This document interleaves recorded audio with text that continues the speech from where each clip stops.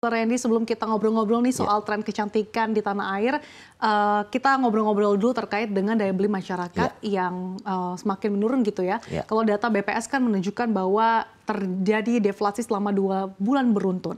Nah, kalau dari dokter sendiri pandangannya nih, apakah memang daya beli masyarakat yang menurun ini juga ikut terdampak pada industri kecantikan saat ini? Ya. Saya sendiri adalah seorang dokter spesialis kulit dan mempunyai klinik. Memang 2 bulan belakangan saya pun ikut merasakan. Saya rasa daya beli masyarakat agak sedikit turun terhadap produk-produk kosmetik atau brand kosmetik yang saya miliki. Tercerminnya penurunan dari mana, Dok? Apakah memang dari segi treatmentnya yang berkurang atau mungkin dari segi pembelian obat dokter nih misalkan? Ya, dua-duanya saya rasa agak sedikit terpengaruh. Baik dari daya beli terhadap produk kosmetik maupun dari treatment-treatment yang dilakukan di klinik. Ada gambaran berapa persen nggak sih, Dok, penurunannya? Mungkin saya rasa sekitar 10-20% ada. 10-20% dibandingkan dengan kondisi sebelum 2 bulan ini ya, Dok ya? Iya, betul.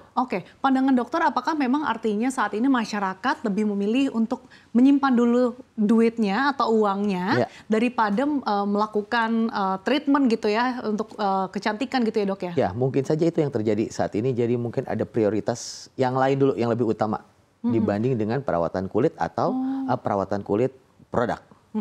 Artinya kalau kita lihat secara tren dalam penurunan dalam 2 bulan belakangan ini bahkan sampai 10% ya. 10%. Nah, sebelum 2 bulan ini artinya meningkat cukup signifikan, Dok. Apalagi kita tahu ada momentum Lebaran, biasanya kan masyarakat pengen tampil cantik nih. Jadi buat saya momen kami di klinik itu meningkat sangat tajam ketika akan Lebaran. Di bulan Ramadan itu permintaan daya beli terhadap produk maupun treatment sangat tinggi. Berapa persen tuh, Dok? Kami juga sama, kalau menjelang bulan puasa dan Lebaran itu bisa meningkat sampai 20-30%. 20-30%, tapi memang penurunan yang dirasakan saat ini sekitar 10%. 10%-an, Nah, antisipasi atau mungkin yang dilakukan oleh industri kecantikan seperti apa sih, Dok, untuk menghadapi tren penurunan daya beli masyarakat ini untuk berkunjung ataupun dengan menggunakan obat-obatan dari dokter? Ya, kalau kami di klinik memang mengadakan promosi dengan harga diskon dan juga iklan. Iklan terus-menerus di media sosial.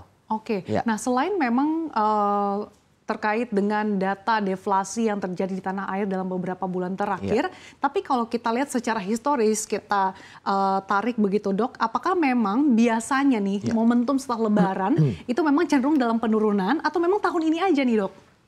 Kalau kami lihat memang pasti akan turun dulu sedikit. Tapi sedikitnya memang, berapa persen? Nggak sampai 10% ya? Iya, biasanya nggak sampai 10%. Jadi memang meningkat tajam ketika bulan Ramadan dan Lebaran, kemudian akan turun sedikit ketika setelahnya. Selain daya beli masyarakat yang menurun, di satu sisi kita juga tahu bahwa saat ini masyarakat dihadapkan pada tren pelemahan rupiah. Nah, sejauh mana sih tren pelemahan rupiah ini berdampak pada bisnis kecantikan? Kita tahu juga bahwa alat-alat kesehatan ataupun mungkin bahan baku obat-obatan ini masih impor kan, Dok? Ya, setahu saya memang kami pun merasakan setiap tahun terjadi peningkatan harga dari produk-produk tersebut. Mau tidak mau kami pun harus menyesuaikan sedikit harga dari kenaikan tersebut. Selalu terjadi kenaikan sekitar 3-5%. Setiap tahunnya? Setiap tahunnya. Itu di luar dari pelemahan rupiah ya, Dok? Betul. Di luar dari pelemahan rupiah. Artinya dengan adanya pelemahan rupiah ini, apakah bisnis kecantikan khususnya mungkin klinik yang dokter miliki ini akan mengurangi pembelian alat kesehatan atau seperti apa, Dok? Mungkin kalau alat kesehatan saya tanya kepada produsen-produsen alat, pembelian tetap ada. Mungkin yang lebih kecil lagi tren-tren dari produk dan perawatannya yang agak menurun di klinik. Untuk kayak bahan baku obat-obatan, kemudian alat kesehatan, ini biasanya paling banyak diimpor dari negara mana sih, Dok? Alat itu biasanya ada 2 besar, saya bagi antara Amerika, Eropa atau Asia. Nah, yang paling banyak di negara mana, Dok? Kalau kami semua di klinik pakai alatnya semua dari Eropa atau Amerika. Dan artinya cukup terdampak ya dengan adanya pelemahan rupiah ini? Betul, mau nggak mau kita buka pasar dengan cara tadi promosi dan diskon.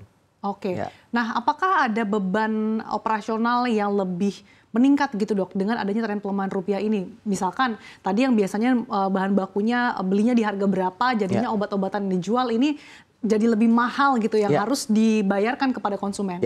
Untuk menahan bahwa daya belinya untuk tetap tinggi, mau nggak mau, suka nggak suka, kami tetap bertahan dengan harga yang lama. Meskipun pembeliannya agak naik harganya.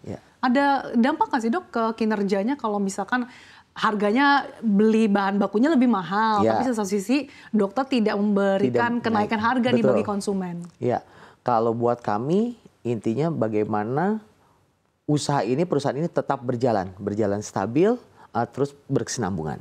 Oke.